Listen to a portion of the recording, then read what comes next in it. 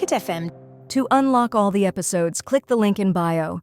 Sophie leaped towards the dragon temple, and Jacob followed her enthusiastically. The golden eaves of the temple were soaking up the last bit of the afternoon sun, and the entire structure was gleaming. Since it was afternoon and the temple was situated on top of the mountain, there weren't any visitors. As there were no cable cars, only people who were fit and determined, like Jacob and Sophie, were able to visit the temple at this hour. Otherwise, one would have to start climbing early in the morning in order to arrive here by noon, and then spend the entire afternoon getting back down. Besides, the temple was kept a secret from the mortals, and no one except the Dragon Clan visited this serene place. Due to such odd hours, Sophie and Jacob didn't run into any visitors.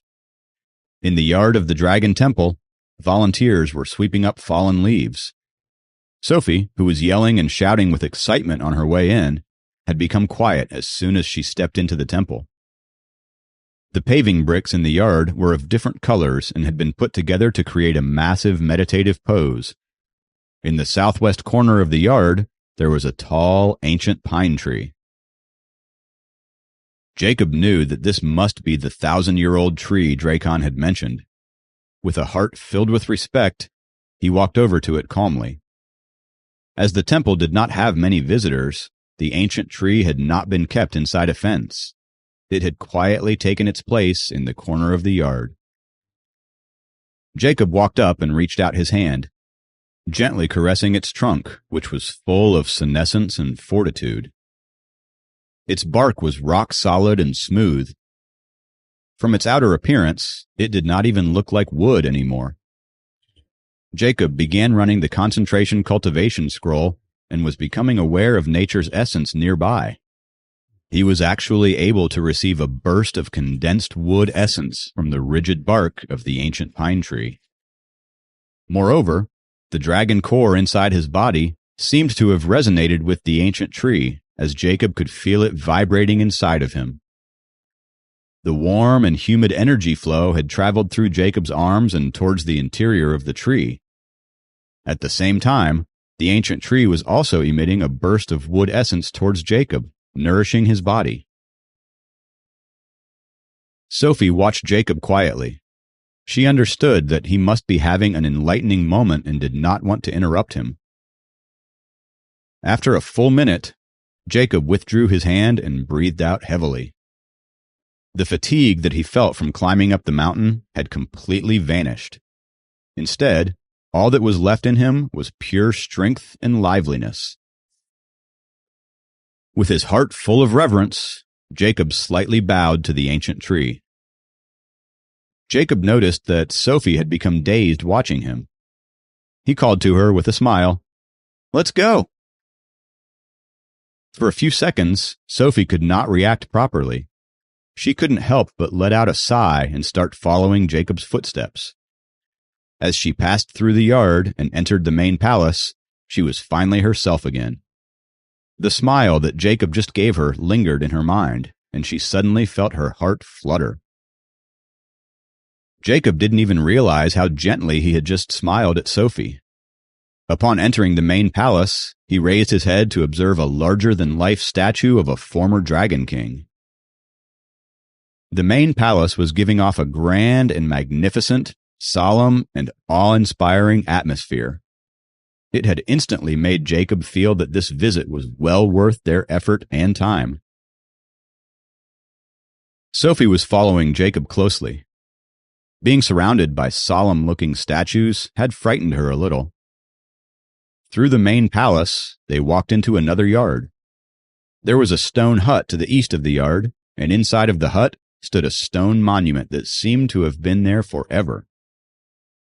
Somehow, after the enlightenment at the ancient tree, Jacob suddenly felt that Dracon had told them about the ancient tree and the stone monument on purpose. Jacob stood in front of the stone monument and began reading carefully the text inscribed on it. "It is everlasting and cannot be named. It is the original void of non-being. This oneness is the essence of a dragon which is invisible and formless. it may be regarded as vague and intangible. When the oneness comes forward, its front cannot be seen. When one tries to follow it, one cannot see its rear. Abiding with the original scriptures, one can master the presence. No matter how hard Jacob tried, he was only able to make sense of a couple sentences. Standing next to Jacob, Sophie was also reading the words on the monument in silence. If desire shall conceal true self will manifest itself even more.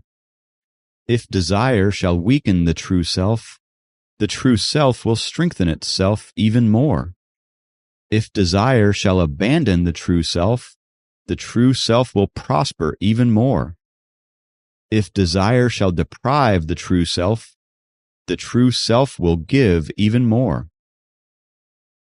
This is known as the enlightened nature that is subtle yet profound. Gentleness overcomes strength, and the meek overcomes the strong.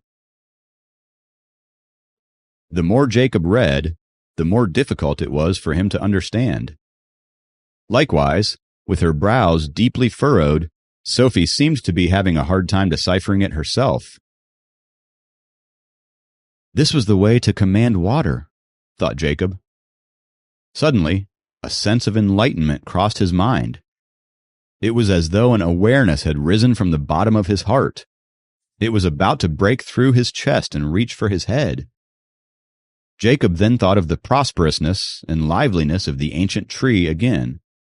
It reminded him of the times when he was working on math problems. He felt as though his thinking was now finally on the right track and was about to be able to solve a challenging problem.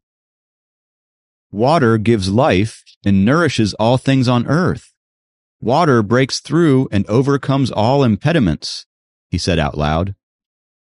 An unexpected bell had abruptly interrupted Jacob's reflection. Sophie, who was lost in her own thoughts, had also jumped at the loud noise. Jacob turned around and looked at his phone. He realized that they had spent precisely half an hour standing in front of this stone monument. The continually falling leaves had found homes on the tops of their heads and their shoulders, and the young volunteers who were performing cleaning chores had also returned to rest. Jacob and Sophie were now alone in this empty yard. "It is quite late now. Let's start heading back," Jacob said. "Okay," Sophie responded obediently. It seemed that her thoughts were still with the writings on the monument. Jacob reached out and shook off the leaves that had fallen in Sophie's hair and on her shoulders. Sophie was caught off guard by this gesture and only looked at Jacob as he continued picking the leaves stuck to her hair. "This guy is actually quite nice to me," Sophie secretly thought to herself. On the other hand, Jacob did not put much thought into his gesture. He looked down and patted off the leaves on himself before leading Sophie out of the front gate. Dusk made the mountain look even more beautiful, and the last beams of sunlight were lighting up the sky like a painting. "Let's head down quickly," Jacob urged Sophie as he realized that it would soon be dark and it would become difficult to descend. Sophie nodded and followed him. The way down was less challenging than the way up. However, since the sun had gone down considerably, it affected their visibility. As they could not see the steps beneath their feet clearly, they had to move more cautiously and slowly. The trail was covered with moist grass, and stepping on them seemed like nature was playing its own kind of music. The gentle stream flowing nearby chimed into the song, and the gentle breeze kept billowing to create a beautiful rhythm of the mountain. Sophie and Jacob held hands as it grew dark. The atmosphere made them feel closer than ever, and they casually intertwined their fingers. They were returning not just with an improved relationship, but also with a lot more awareness. They seemed to have developed a more profound understanding of the knowledge that the ancient dragons had left behind. The dragon temple and pavilion stood far away in the seclusion of the endless green forest. Conveniently borrowing the views of nature, These structures had completely become one with the mountain and forest. Such a splendid sight was a great experience for Jacob and made him respect the elders who had meditated on this mountain. Jacob was immersed in the view around him as he walked, and didn't realize when Sophie had let go of his hand. When he suddenly remembered and turned around to check on her, she wasn't there. Jacob rushed back the path he had just come from and began looking for Sophie. Please subscribe to the Pocket FM YouTube channel and press the bell icon for instant notification. Check out our channel for more such exciting shows. Jacob had only walked back a few steps, but he was worried.